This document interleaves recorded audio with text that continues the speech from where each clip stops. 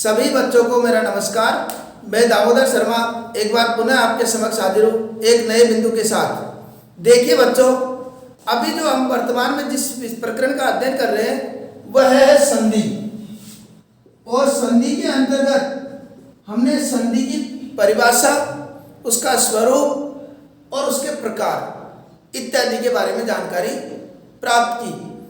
अगर आप उनसे वंचित रह गए हो तो हमारे पिछले वीडियो को जाकर के अवश्य देखें और आपकी सुविधा के लिए मैं उनका लिंक डिस्क्रिप्शन में दे दूंगा, वहां जाकर के भी आप देख सकते हैं। तो संधि में हमने क्या देखा था, एक बार संक्षिप्त जानकारी मैं उनकी दे देता हूँ। संधि में हमने क्या पढ़ा था? संधि में हमने पढ़ा था कि दो वर्णों का मेल होता है, दो वर्णों का मेल होता है। इसमें मुख्य जो बात थी संधि में वो ये थी कि दो वर्णों का मेल होता है। किस प्रकार होता है ये भी मैंने बताया था, क्योंकि इसको बहुत जरूरी है याद रखना, इसलिए पुनः आपको बता देता हूं कि देखिए बच्चों, अगर हमने यहां लिखा देवाले, तो देवाले में हमने देव धन आले इस तरह का विग्रह किया। इस तरह का विग्रह करने के बाद में यह स्पष्ट है कि हमको जो प्लस के इधर का जो स्वर है, इधर का स्वर क्या निकलेगा? दे, व और ए, अगर हम टुकड़े करते हैं तो, और ये आले। तो हमको पूरे शब्द से मतलब नहीं है, हमको तो ये जो धन का चिन्ह है इसके जस्ट इधर कौन सा स्वर है या व्यंजन है और इधर कौन सा स्वर या व्यंजन है, इसके बारे में हमको पता लगाना है। फिर इनके बाद में जो ही ये निकलेंगे हम फिर उसको नियम के अनुसार अपने आप पता लगा लेंगे कि कौन सी संधि है। ठीक है, तो इस प्रकार की जानकारी हमको होना जरूरी है। एक तो ये चर्चा हमने की थी। अब इसके पश्चात अब जो प्रकार हमने पढ़े थे उन प्रकारों में हमने देखा था प्रकार कितने होते हैं। इसके कुल संधि के 3 प्रकार होता है। 3 प्रकार कौन कौन से? स्वर संधि,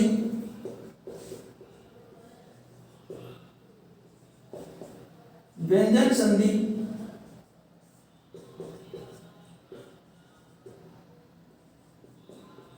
विसर्ग संधि। ये 3 प्रकार हमने पढ़े।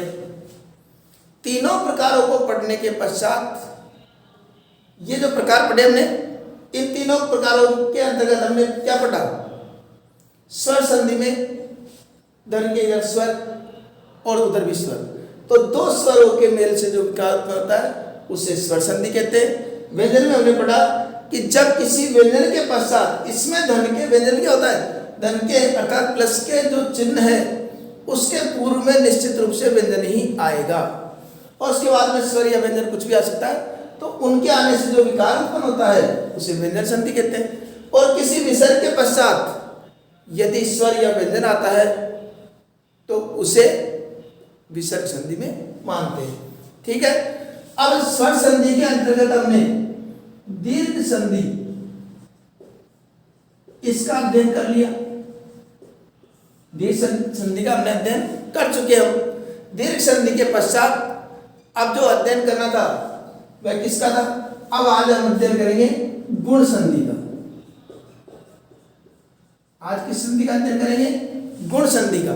गुण संधि क्या होती है इसको पहले अपन समझ लेते हैं। तो समझने के लिए आप पहले इसके लक्षण वो जान लेते हैं।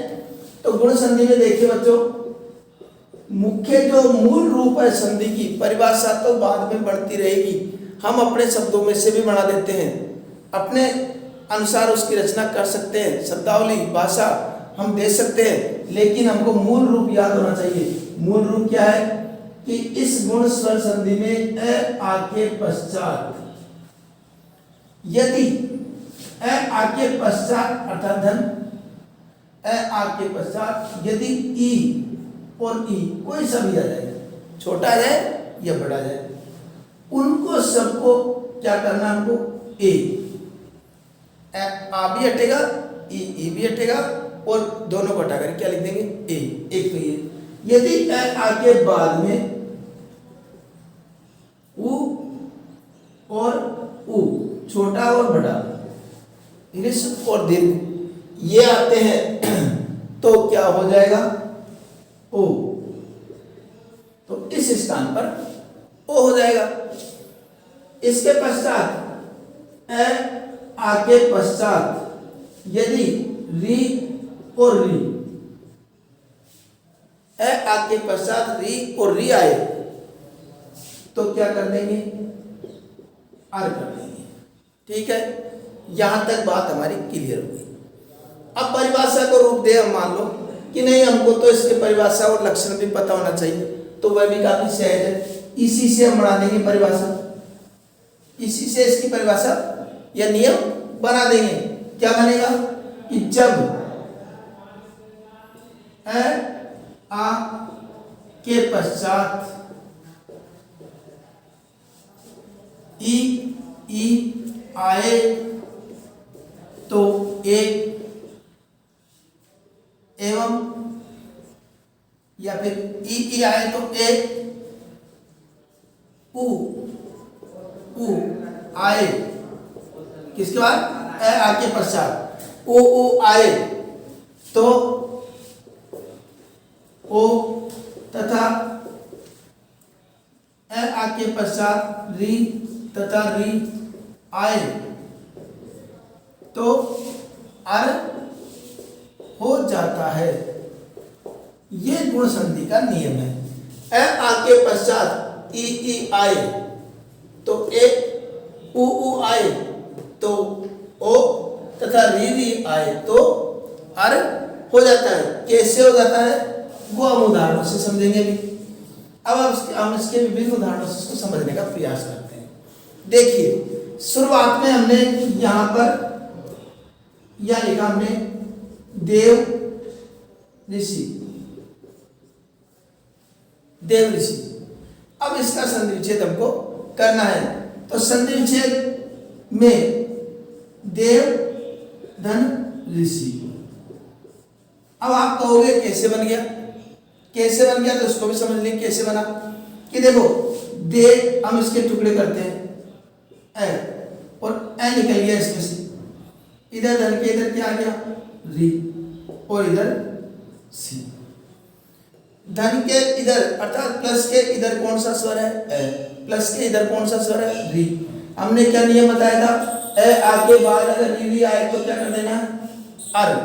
इन दोनों को हटा दो और इस स्थान पर क्या कर दिया हमने, आर कर दो। अब हमारे पास क्या वर्ण बचा, देव और सी, ये हमारा बचा। इसको हम मिलाएंगे तो आपको पता है ये द, ये वह हलंत वाला है, इसमें एस स्वर मिलेगा तो पूरा हो जाएगा ये। और बीच में अगर र हलंत वाला आता है तो उसके जस्ट बाद वाले वर्ण पर वो चला जाता है, इसलिए इस पे चला जाएगा। क्या शब्द बन गया, देव ऋषि, देव ऋषि। इस तरह ये हमारा संधि विच्छेद होता है। इसी प्रकार हमने यह लिखा, रमेश रमाधन इस। अब रमाधन इस शब्द आके हमारे परीक्षा में पूछ लिया तो इसका विग्रह कैसे करेंगे, र वही टुकड़े कर दो, आ ई और से, ये धन इधर आ ई ओ, ये आ गए। इसको ही हमको क्या करना है, दोनों को हटाना है। और देखो आ के बाद में क्या आ रहा, ई, आ के बाद में ई आता है तो क्या करेंगे, ए। नियम देख लो, बस कुछ नहीं करना, नियम पर जाना, डायरेक्ट नियम पे चलेंगे। तो इसको ई कर दिया, इसको क्या करना है, ए कर दो। ए से कैसे, रमेश, रमे के हलन से, इनको मिलाएंगे, मैं में ए मिलेगा तो रमेश बन गया सब। ये इस प्रकार ही उदाहरण, और भी अपन विभिन्न उदाहरणों से इसको समझने का प्रयास करते हैं। और इसको अभ्यास भी करना है हमको, उदाहरणों से समझ तो रही हम। एक बार तो मैं यहाँ पर जितना अच्छा तुम्हारे लिए प्रस्तुत कर सकता हूँ उतना करने का प्रयास करूँगा और समझाने का प्रयास करूँगा। आपको, मुझे उम्मीद है कि आपको इन उदाहरणों के बाद में कभी ये जो संधि का डर है वो अपने आप समाप्त हो जाएगा और गुण संधि को आप सहजता से कर लोगे। तो ठीक है, अब अपन उदाहरण लेते हैं। उदाहरण में लिखो, उसके पूर्व यदि आपने चैनल को सब्सक्राइब नहीं किया हो तो वह भी कर लीजिए ताकि आने वाले वीडियो तो आपको समय पर प्राप्त हो सके।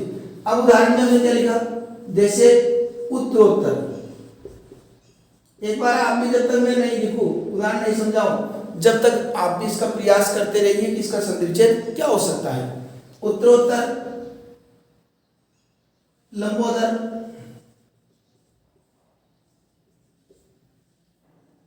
महोदर,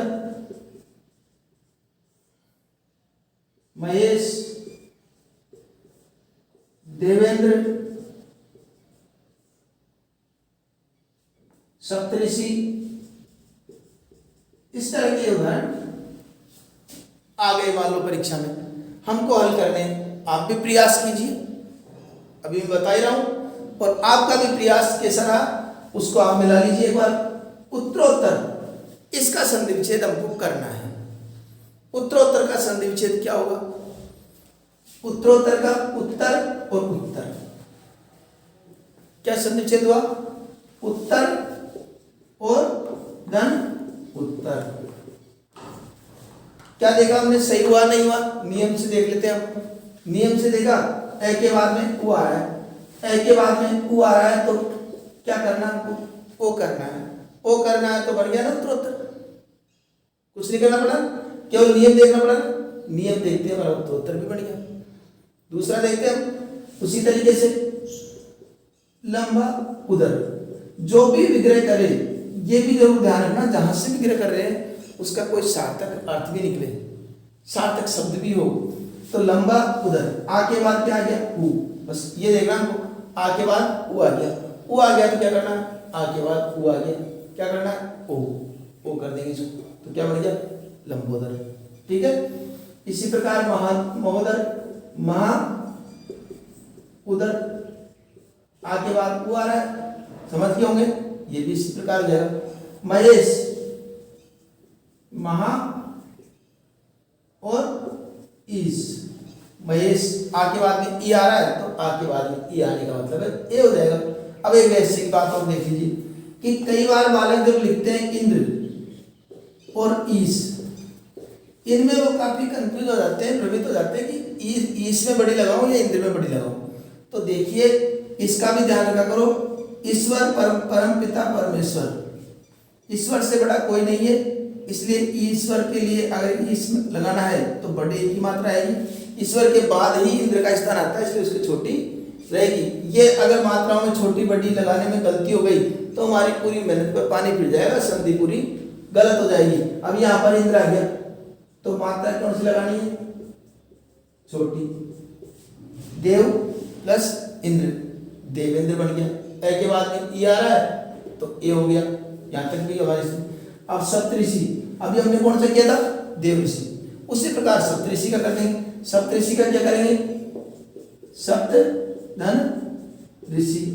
कैसे हुआ? वही बात कि सप्त, ए के बाद में क्या आ रहा है? री, ए के बाद में री आ रहा है, तो दोनों को हटा क्या कर देंगे? अर कर देंगे। अर कर दिया। अब क्या बचा हमारे पास? सप्त अनंत वाला और सी। ए को किसमें मिला दिया? तय में, तो क्या बन गया? पूरा तय हो गया। ये रे अनंत वाला है तो इस पे बाद वाले में चला गया, ये पूरा सी हो गया। ठीक है ना। इस प्रकार और भी उदाहरण हम अभ्यास कर सकते हैं, और जब तक हम उदाहरणों से अभ्यास नहीं करेंगे हमारे संधि प्रकरण समझ में आ भी नहीं सकता, क्योंकि ये सब कुछ निर्भर करता है संधि अभ्यास पर। अभ्यास अच्छा हो गया तो संधि स्वतः ही अपने आप अच्छे हो जाएगी, संधि से डरने की कोई आवश्यकता नहीं है। आशा करता हूँ आपकी ये संधि भली प्रकार समझ में आ गई होगी। फिर भी कोई समस्या है तो आप कमेंट बॉक्स में जा करके निश्चित रूप से अपनी समस्या का समाधान प्राप्त कर सकते हैं। अगले वीडियो में पुनः आपसे एक नए बिंदु के साथ मुलाकात होगी। तब तक के लिए धन्यवाद।